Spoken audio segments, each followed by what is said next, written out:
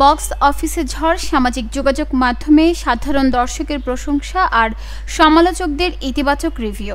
গত ২৮ আগস্ট মুক্তির পর থেকে এর সবই পেয়েছে মালায়ালাম সিনেমা লোকা চ্যাপ্টার ১ চন্দ্রা। কেবল দক্ষিণ ভারত নয়, গোটা ভারতীয় সিনেমা প্রেমীদের দৃষ্টি এখন ডোমিনিক অরুণ পরিচালিত এই সুপার হিরো সিনেমাটির দিকে। কল্যাণী প্রিয়দর্শন অভিনীত এই মালায়ালাম সুপার হিরো ছবি বক্স অফিসে নতুন রেকর্ড গড়ে চলেছে।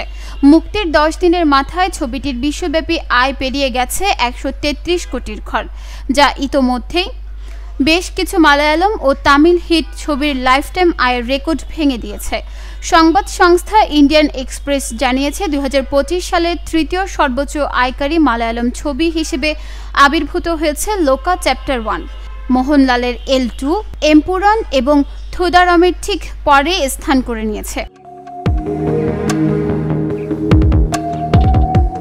ইন্ডাস্ট্রি ট্রেকার সেখনেলকের মতে সিনেমাটি দশম দিনে ৯.৭৫ কোটি রুপি আয় করেছে, যা নবম দিনে ৭.৬৫ কোটি রুপি ছিল। এর সাথে সাথে ছবিটির মোট ঘরোয়া আয় এখন ৭২.১ কোটি রুপি। ডোমিনিক অরুণ পরিচালিত ও দুলকার সালমান প্রযোজিত এই ছবি আসলে ওয়েফেয়ারার সিনেমেটিক ইউনিভার্সের প্রথম কিস্তি।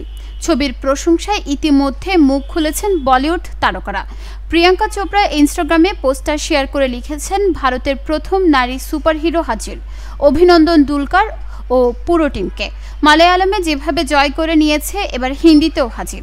ওয়াচ লিস্টে যোগ করে ফেলেছি, আপনারা করেছেন তো? আলিয়া ভাট লিখেছেন, পুরাণ কাহিনী আর রহস্যের দারুণ মিশেল, এই ভালোবাসা প্রাপ্যই ছিল। অক্ষয় কুমারও এক্সে লিখেছেন, কল্যাণী প্রিয়দর্শনের অভিনয় নিয়ে দারুণ কথা শুনেছি, হিন্দি সংস্করণ মুক্তির জন্য শুভেচ্ছা। লোকা চ্যাপ্টার ১ চন্দ্রা সিনেমায় কল্যাণীকে দেখা গেছে চন্দ্রা চরিত্রে এক শক্তিশালী নারী হিসেবে, যিনি পুরাণ কাহিনী ও আধুনিক বাস্তবতার মিশ্র জগতে পথ খুঁজছেন।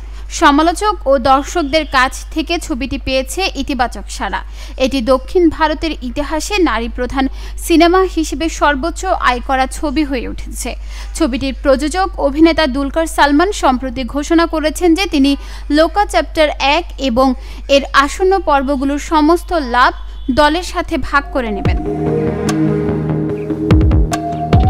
নিউজ ডেস্ক, চট্টগ্রাম সময়।